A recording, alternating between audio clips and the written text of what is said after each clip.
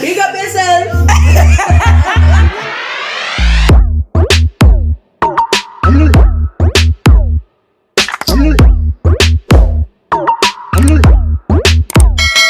Hi guys, thank you so much for returning back to my channel. If you are a returning subscriber and if you are new, welcome back and thank you for clicking on this video. Let's talk about this trending topic that everybody, the whole of UK is currently talking about as this news has come out. And of course this is an important topic to all of us because whether you are a pub goer or not, I think this is definitely going to evolve and splurge out onto other areas, social areas. This means a lot to all of us. So I'm going to be talking about the whole idea of vaccination passport for pub goers at the moment. Let me know your thoughts in the comment section, and if you ever wanted to support my channel furthermore, if you have a look in the description, you'd find my PayPal and my Cash app. Pub goers could be asked to provide a vaccine certificate, Boris Johnson has told MPs, saying it may be up to individual publicans. A review is looking into whether people should have to prove they have been vaccinated as lockdown measures ease.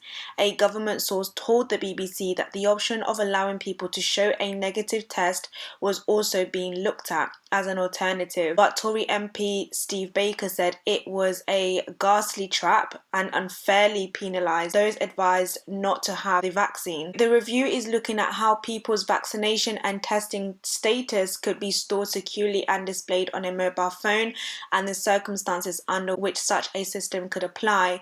The whole idea of asking pub goers to show a vaccine certificate was raised at the Wednesday House of Commons when Conservative William Ragg asked Mr Johnson if vaccine certificates were compatible with a free society such as ours. I don't even feel like we do have a free society, or we are living in a free society anymore at this point. Speaking on BBC Radio 4's Today programme, Jonathan Neame, chief executive of the Shepherd Neame pub chain, said his company would not insist on vaccination certificates.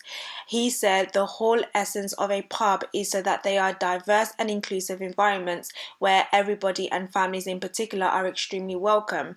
Now, this is a massive tradition in this country. People just want to go to the pub and enjoy. You could have a pub grub. It's not just about a whole load of people going there drinking beer, getting drunk. Families do go in there. They have gardens. It's like a nice environment. You could just chill and have your drink. So this is definitely, like I said, would affect a whole load of people. Now, Peter Marks, a nightclub owner, said a vaccine certificate could work for this sector and will probably be accepted by customers already used to carrying IDs to get into venues. However, he said he was concerned introducing such a measure could delay the reopening of businesses. I don't think that I could compare it to the whole ID system. I don't know if anybody has experienced it, but there are some clubs where the ID system is you don't even show your card. Obviously now it will be different, but you don't show your card. Like, they take a picture of you and then they have store it on their system. The first time that I ever experienced it, I was just like, no, you're not taking my picture. Like, I was really like reluctant. And I think having a vaccine, this is forcing people to do something against their will. This is not the same thing. This is injecting something in their body that is against their own will. The whole ID system is completely different. So I don't even know if I could compare it to that. The first thing that I thought when I first saw this news come out was pubs, they must be getting paid for this, because there's no way that they are going to agree to this and they're not going to get anything. Because what if they don't agree to it? What if it becomes something that is mandatory and they don't agree to it?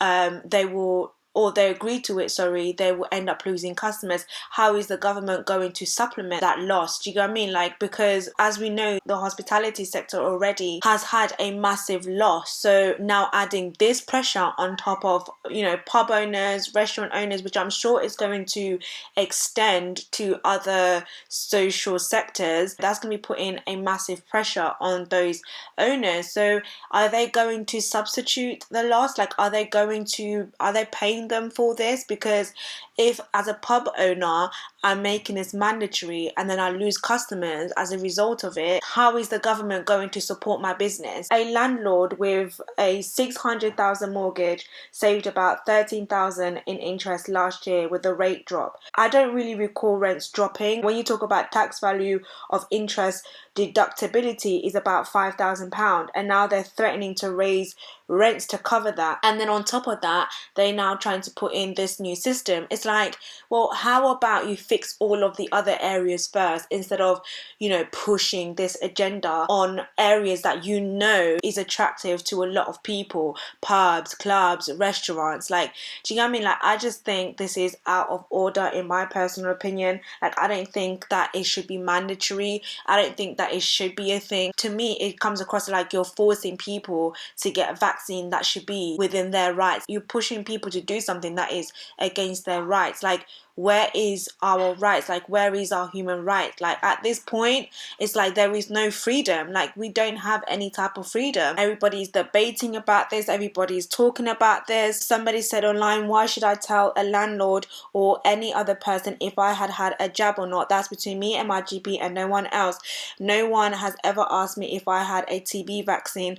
So why this one? I won't be telling any of my business. I just won't use the ones that ask. Another user says, everyone, vaccine passport for the pubs could actually be a good thing, as long as it's at the landlord's discretion. Think about it. We'll immediately know which pubs are full of COVID tossers who personally I don't want to be around. Again, that's another argument, which it could be a good thing, because then at least, but then again, it's like looking at the statistics and looking that the whole vaccine thing, from my own research, there's nowhere really that states that those who are vaccinated are completely free or are completely safe. I just feel like there's still so much unsurety surrounding the vaccine. There's still so much uncertainty. Like, even if you've had the vaccine, you still need to wear your mask, you still need to social distance.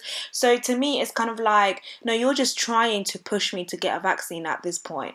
But guys, let me know your thoughts in the comment section. This is really important. This is a really important discussion. If you are new to my channel, feel free to subscribe and hit your notification bell so you are notified whenever I post.